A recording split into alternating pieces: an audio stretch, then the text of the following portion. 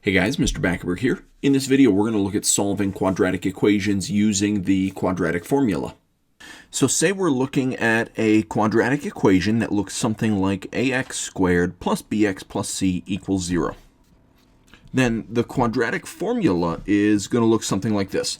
So to get your solutions, to get x equals, what we want to do is take the opposite of that b value and then plus or minus the square root of b squared minus 4 times a times c, and then divide all of that by 2 times your a value. This is the quadratic formula that we're going to be using to go through and solve these equations. So as we're taking a look at this first example, we're going to solve the equation 3x squared plus 5x minus 8 equals 0, and we're going to use that quadratic formula to help us out. So in this equation, what I need to first do is identify my a, b, and c values. So a is the number in front of the x squared, so that's going to be the 3. So a is 3.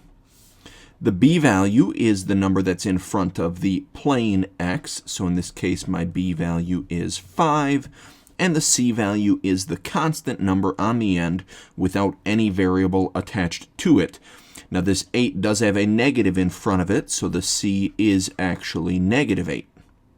Now I'm going to go over to my quadratic formula, and what I'm going to do is take these values for a, b, and c and substitute them in where they need to go.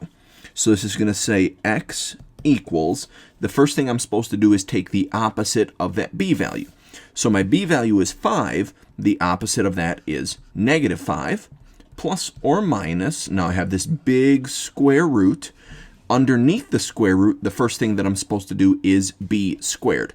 So I'm going to take my 5, and I'll need to square that, minus, now I do 4 times my a value, which is that 3, but then I also have to multiply by the c value, which is negative 8, and then I'm supposed to divide all of that by 2 times my a value, which is 3.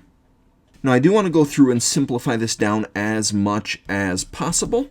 So starting with that negative 5, there's really nothing I can do with that negative 5 right now, so I'm just going to leave it, and I'm also going to leave the plus and the minus, but there is some work that I'm going to be able to do underneath that radical.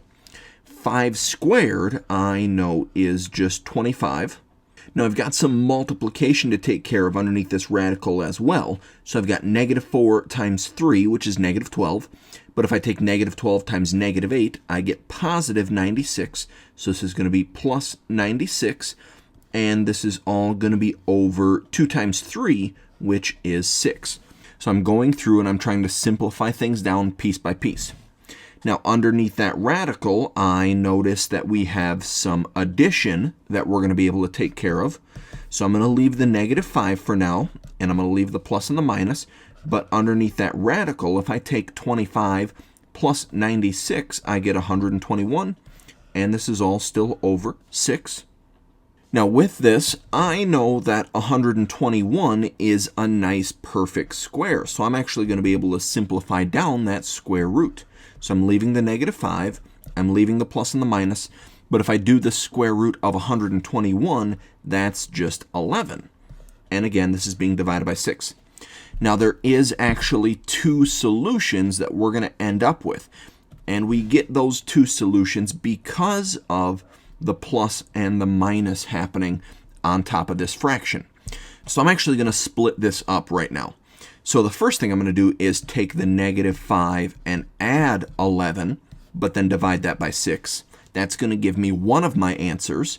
And then in order to get my other answer, I'm going to take the negative 5 but subtract 11 and then divide that by 6. So again, because of that plus and the minus, we're getting 2 separate answers. So I just split those 2 fractions up. Now with this first one, if I take negative 5 and add 11, well, negative 5 plus 11 is just 6. And then if I take 6 divided by 6, I'm going to get 1. So one of my answers is x equals 1. For this other one, if I take negative 5 and subtract 11, that's going to give me negative 16. Now I can't actually take negative 16 and divide it by 6, but I can reduce down that fraction. Both of those are divisible by 2. So if I take negative 16 and divide it by 2, I get negative 8. And if I take 6 and divide it by 2, I get 3. So that fraction simplifies down to -8/3. So these are my two answers from the quadratic formula. We get x equals 1 and x equals -8/3. Taking a look at this example, we're going to run through and use our quadratic formula again to find the solutions for this equation 2x squared minus 5x plus 3 equals 0. So the first thing I want to do is identify my a, b, and c values. My a value is the number in front of the x squared, so that's 2. My b value is the number in front of the plane x, so that's -5. And then my c value is the number on the end without any variable attached to it, so that's 3. Now what I need to do with those is go through and plug them in where they belong in that quadratic formula. So we've got x equals, the first thing I see is the opposite of b. Well, b is -5, so the opposite of -5 is +5, plus or minus this big square root. The first thing I'm supposed to do is take b and square it. So I've got -5 for my b value, but I'm supposed to square that. Minus 4 times that a value, which is 2, times that c value, which is 3. And this all goes over 2 times that a value, which is 2. Now, just like I did on the previous one, I'm going to go through and simplify some things down piece by piece. So I get x equals, there's not much that I can do with that 5 right now, so I'm going to leave it. I'm also going to leave the plus and the minus, but I am going to work on simplifying some things down underneath that radical. So -5 squared, well, -5 times -5 is +25, minus, well, 4 times 2 is 8, and then 8 times 3 is 24. And then on bottom, 2 times 2, I just get 4 there. So again, we're simplifying some things down piece by piece. Underneath that radical, we've got some subtraction to take care of. So I've got x equals 5 plus or minus the square root of, well, 25 minus 24 is just 1, and that's all over 4. Now with this square root of 1, 1 happens to be a nice perfect square, and when you square root 1, the answer you get is just 1. So we've got 5 plus or minus 1 all over 4. Now we're going to get our two answers here from splitting up this plus and this minus, creating two separate fractions. So the first thing I'm going to do is 5 plus 1 over 4. That's going to give me one of my answers. And then in order to get my second answer, I'm going to have to do 5 minus 1 over 4. Well, if we look at this first one, 5 plus 1 is 6. I can't really do 6 divided by 4, but I can reduce down that fraction. Both of those are divisible by 2. So 6 divided by 2 is 3, and 4 divided by 2 is 2. So one of my answers is 3/2. For my other answer, 5 minus 1 is 4. And if I take 4 divided by 4, I get x equals 1 as my second answer. So my two answers for this equation are x equals 3/2 and x equals 1. One more example that we're going to take a look at here. So we're going to solve the equation x squared plus 3x minus 11 equals 0, again using that quadratic formula. So first I need to identify my a, b, and c values. A is the number in front of the x squared. I don't see a number in front of this x squared, which means there's an implied 1 there. As far as my b value, the number in front of my plane x is a 3, and my c value, the number with no variable attached to it at all, is -11. So I'm going to take those and plug them in where they need to go in my quadratic formula. So the first thing I'm supposed to do is take the opposite of b. Well, if b is 3, the opposite of that is -3, plus or minus the square root of that b value squared, so 3 squared, minus 4 times the a value of 1 times the c value of -11, and then all of that gets divided by 2 times that a value of 1. Now I'm going to go through and start simplifying things down piece by piece.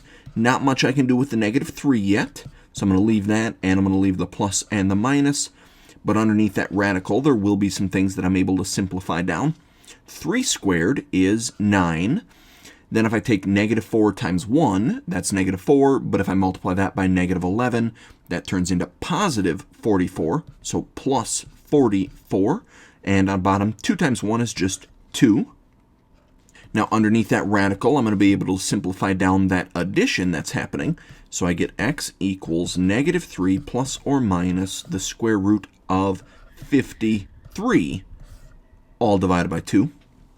Now 53 is not a nice perfect square, so I can't just figure out what that is on my own. I might need a calculator to help me out. But what I'm going to do first is split this up into the two separate fractions with the plus and the minus in there. So we're going to have negative 3 plus whatever the square root of 53 is, and we'll divide that by 2. And then for our second answer, we'll have negative 3 minus whatever the square root of 53 is, divided by 2. So in my calculator, if I take negative 3 and I add the square root of 53, I get that 4.28, but then I have to divide that by 2. So one of my answers, if I round it to 2 decimal places, I get x equals 2.14. Now for my other answer, I need to take negative 3 and subtract the square root of 53. So I get negative 10.28, but then I have to divide that answer by 2 as well. So for my second answer, I get negative 5.14. So my two answers are x equals 2.14 and x equals negative 5.14. That's going to be it for this video. Thanks for watching.